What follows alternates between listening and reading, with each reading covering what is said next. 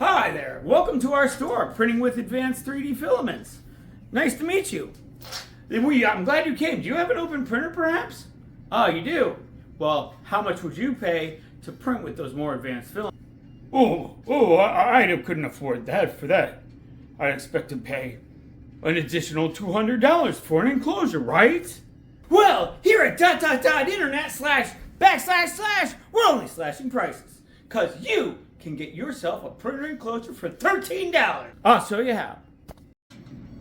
Yeah, it's super ugly, and I'm just not a person that cares about that. You can always, do fancy tape or something. But if you just want to stay cheap, and I use neodymium dimagnums inside a balloon with a rubber band that goes to the same thing, the other side to hold the front, and also in the front you need to make room for the head to come out a little bit.